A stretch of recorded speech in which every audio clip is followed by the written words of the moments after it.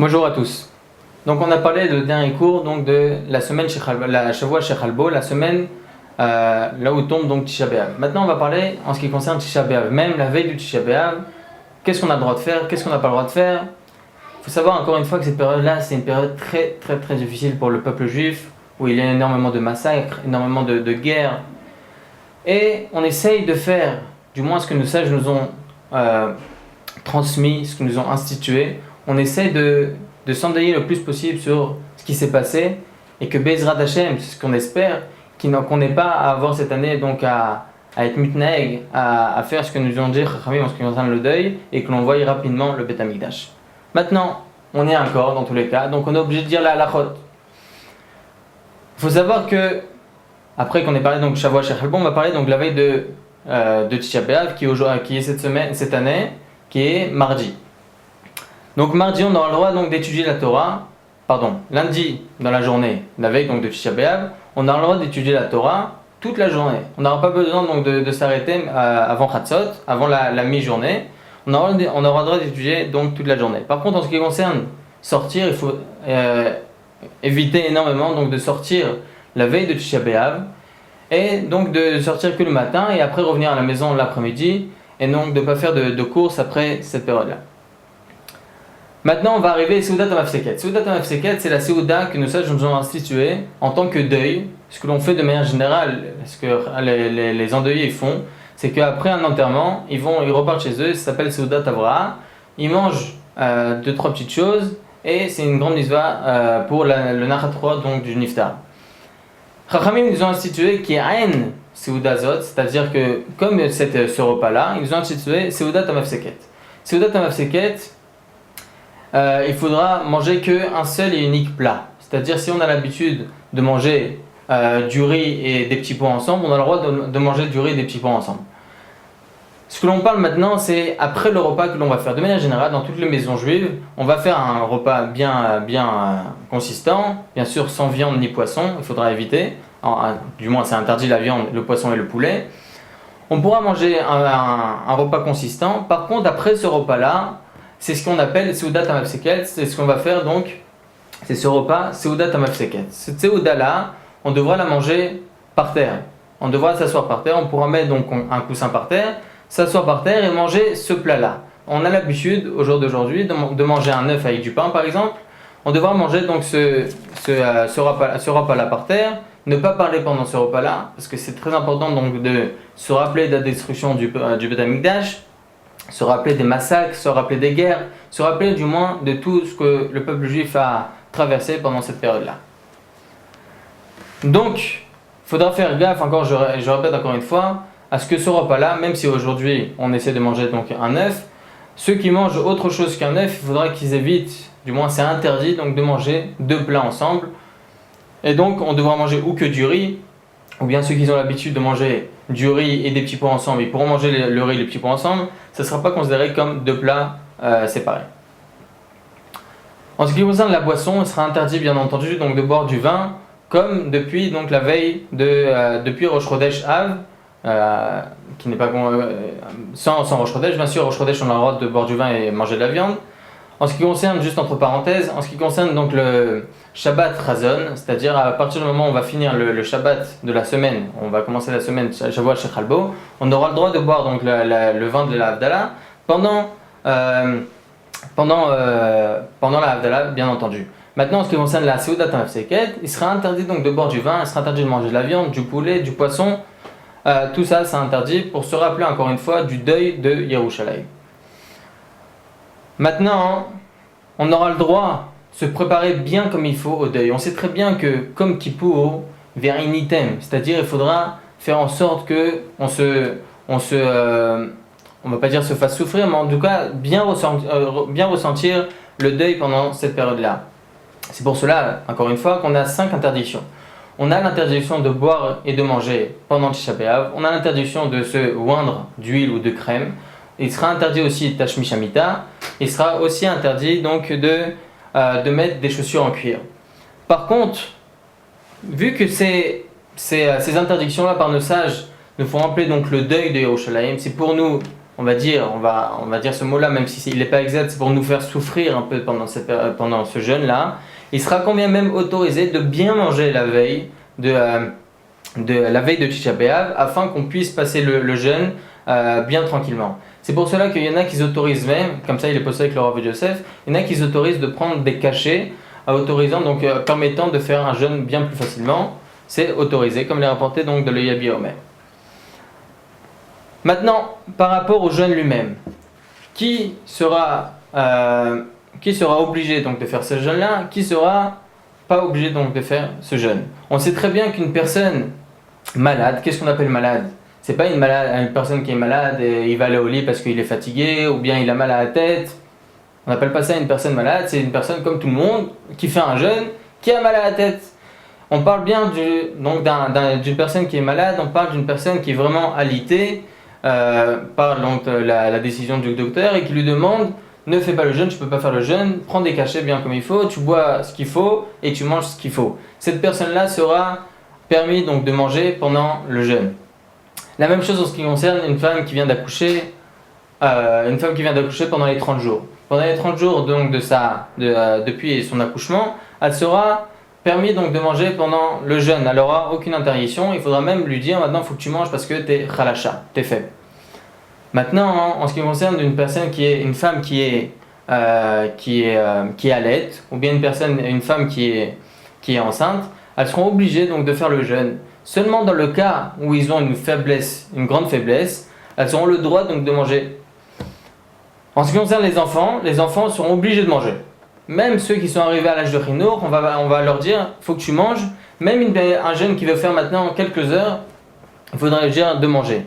Maintenant, un jeune qui est arrivé à l'âge de 12 ans à peu près, et qu'on essaie donc de l'éduquer un peu dans ça, il aura le droit de faire un ta'anit sharot, on appelle ça, un jeûne de quelques heures. Maintenant, mis à part cela, tout le monde sera obligé donc de jeûner et personne ne se devra donc de faire une brèche à cet ordre-là de Chachamim. En ce qui concerne se laver, il sera bien entendu interdit de se laver pendant Tisha B'Av, que ce soit à l'eau froide ou à l'eau chaude. Par contre, il sera autorisé, on aura le droit donc de laver les enfants, on aura le droit de les laver. Maintenant, c'est quoi le problème? Qu'est-ce qu'on aurait pu penser? Ce serait quoi le problème donc de laver un enfant? Il y a écrit comme ça, nos Chachamim ont institué que pendant Tisha B'Av, il nous sera interdit donc de faire Nitiyat Yadayim jusqu'au bout. De manière générale, on fait Nitiyat Yadayim jusqu'au poignet. Maintenant, nos sages nous ont dit, comme Yom Kippour, il nous sera interdit donc de faire Nitiyat Yadayim, de Shacharit par exemple. Lorsqu'on va se lever le matin, on devra faire Hachayatzar, ou bien après être sorti des toilettes, ou bien après avoir lassé ses chaussures. On devra donc faire Nitiyat Yadayim, bien sûr sans bracha dans certains cas. Mais on devra faire Nitiyat Yadayim avec l'eau jusqu'au poignet. Maintenant, comment on devra faire pendant Tisha B'Av? Eh bien, nos sages nous ont dit que, comme ça il est posé avec le Shulchan Aruch, qu'on devra faire jusqu'aux phalanges, jusqu'aux premières phalanges, on devra se laver les mains. Maintenant, une femme qui voudrait laver son fils, c'est sûr et certain qu'elle va l'eau elle va partir plus loin que le poignet, bien que c'est interdit, on aura donc de laver un enfant même pendant Tisha B'Av. Maintenant, on a une période pendant Tisha B'Av qui nous est interdit de tout faire. Comme par exemple, il nous a interdit donc d'étudier la Torah même pendant Tisha B'Av. Pour ne pas parce que Baruch Hashem, chaque personne qui rentre dans la Torah et qui étudie un peu, il est né du limoud, c'est-à-dire qu'il profite du limoud.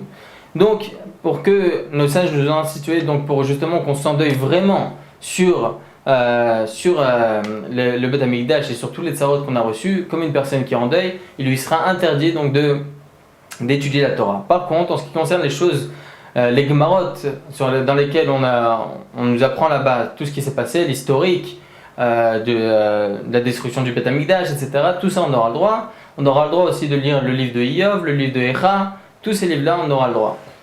Et donc, on a aussi d'autres interdictions pendant Tisha B'Av, c'est aussi donc de faire le parterre, ou bien laver la maison, laver la vaisselle, préparer le repas, tout ça, ça sera interdit pendant Tisha B'Av. Par contre, on a une heure précise sur laquelle les Chachamim ont institué qu'on aura le droit, que la femme du moins aura le droit donc de préparer un repas pour la sortie du jeûne. Cette période-là, c'est Chatzot Hayom. C'est-à-dire qu'à partir du moment où arrive la mi-journée, une femme aura le droit donc de préparer le repas, elle aura le droit donc même de faire la vaisselle, etc. Même si par cela, elle se lave les mains par inadvertance, elle se lave les mains jusqu'au poignet. Tout ça, ça sera autorisé.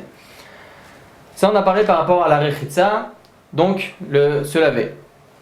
Maintenant, en ce qui concerne le port des chaussures, il sera interdit de porter des chaussures en cuir, parce que le cuir, nous sages ont structuré les choses, ils nous ont dit que porter des chaussures en cuir, c'est un ta'anoug, c'est un petit kiff, on va dire ça comme ça. Et donc, Rami nous a institué donc de mettre des chaussures en plastique, comme ici en Israël par exemple des Crocs, ou bien d'autres chaussures qui ne sont pas en cuir. Maintenant, par rapport à se oindre, il sera interdit, on a dit qu'il sera interdit de se oindre pendant Tisha B'Av, midin ta'anoug, pour se faire du bien aux mains, ça sera interdit. Cette interdiction sera aussi en ce qui concerne les crèmes, il sera interdit donc de mettre de la crème pour nous faire du bien aux mains. Il faudra s'asseoir aussi par terre. On a dit que pendant Tisha B'Av, c'est comme le deuil. Comme un deuil, une personne chez Merachem qui est en deuil, il devra s'asseoir par terre. Ainsi, chaque personne, que ce soit les hommes ou les femmes, devront s'asseoir par terre. En ce qui concerne les personnes âgées donc, il leur est difficile bien sûr de s'asseoir par terre, ils pourront s'asseoir sur une chaise qui fait, on va dire 24 cm, mais plus pour une personne qui lui est difficile donc de s'asseoir par terre. Maintenant les femmes, il faut savoir que les femmes aussi seront la même chose. Les dynimes de deuil seront les mêmes en ce qui concerne les femmes. C'est pour ça que la femme devra aussi s'asseoir par terre pendant cette période-là, pendant le jeûne. Maintenant, à partir du moment où arrive Chatzot Hayom, la mi-journée, on aura le droit donc de s'asseoir sur une chaise. Ainsi, la même chose, bien entendu, les femmes, les hommes, etc. Maintenant, en ce qui concerne donc de faire un travail, on a dit qu'il est Minag Israël, il y a écrit comme ça, nos sages ont dit que Minag Israël, c'est interdit donc de travailler pendant Tisha B'Av. Maintenant, toute personne qui travaille, en lo siman bracha, dans ce travail-là qu'il va faire, il n'aura pas de siman bracha, il n'aura pas de bracha dans ce qu'il va faire. Pour cela que chaque personne, que ce soit un ouvrier, que ce soit une personne qui travaille dans une société, etc., devront éviter fortement de ne pas travailler pendant Tisha B'Av. Pour, encore une fois, toute cette période-là, pendant Tisha B'Av, que ce soit la veille de Tisha B'Av, cette période-là, il faut que ce soit une période dans laquelle on se rappelle de ce qu'Akadosh Baruch Hu, ce qui nous est arrivé, du moins, tous les massacres, toutes les guerres, afin que Be'ezrat Hashem, on puisse ne pas rencontrer encore ce dîner de Tisha B'Av et qu'on puisse avoir le Beth Amikdash très rapidement. En ce qui concerne dire bonjour à son ami, il sera interdit, comme il y a écrit comme ça dans le Siman Shin Mem Vav, si je ne me trompe pas, Shin Nun Vav, pardon, dans Ilchot Avelut Yoredea, c'est interdit donc de dire Shalom, de dire bonjour à son ami dans un cas où il y a un mort dans la ville. Au jour d'aujourd'hui, on n'a plus vraiment ça. Mais il faut savoir que nos Chachamim ont gardé ces dynimes-là, en ce qui concerne Tisha B'Av. Il sera interdit donc de dire bonjour à son ami le jour de Tisha B'Av. En ce qui concerne fumer, voilà, on a des fumeurs. Les fumeurs, ils n'arrivent pas à s'arrêter. Bekoshi, ils arrivent à s'arrêter pour Shabbat. Difficilement, ils arrivent à s'arrêter pour Shabbat. Le Rav Yosef, il autorise donc de fumer pour une personne vraiment qui n'arrive pas. Il aura le droit donc de fumer pendant Tisha B'Av. Ça serait quoi interdit?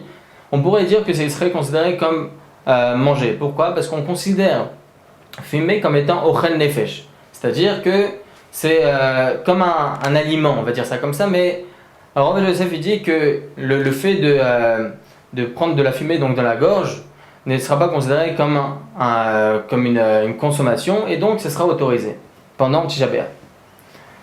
Il faudra éviter aussi de sortir pendant Tisha B'Av, il faudra rester chez soi, ne pas faire de sortie, d'aller se promener, d'aller faire des courses. Il faudra rester chez soi, encore une fois, pour se rappeler de tout ce il nous est arrivé.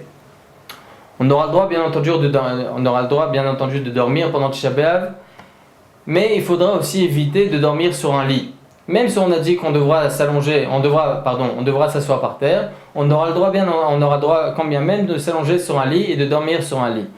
Par contre, c'est bien sûr, il sera bien donc de dormir par terre, ainsi la même chose pour la femme et l'homme, c'est la même chose.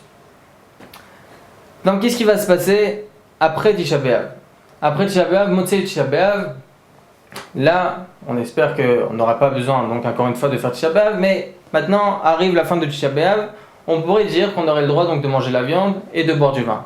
Par contre, nos sages nous ont dit comme ça, du moins selon les Séfaradim, il nous est interdit donc de manger de la viande à partir, donc on aura le droit qu'à partir nous sommes donc le Tisha B'Av mardi, à partir de mercredi soir on pourra manger de la viande. Pourquoi? Parce que lorsque nos ennemis sont rentrés dans le Beth Amikdash et qu'ils ont brûlé le Beth Amikdash, ce feu-là est resté jusqu'à Shkiat Hachama, le coucher du soleil, donc du 10 Av. Donc nous sommes marmir, nous les Séfaradim, de manger de la viande et de boire du vin qu'à partir donc de mercredi soir cette année, c'est-à-dire à la fin donc du 10 Av, qui est la veille donc du 11 Av.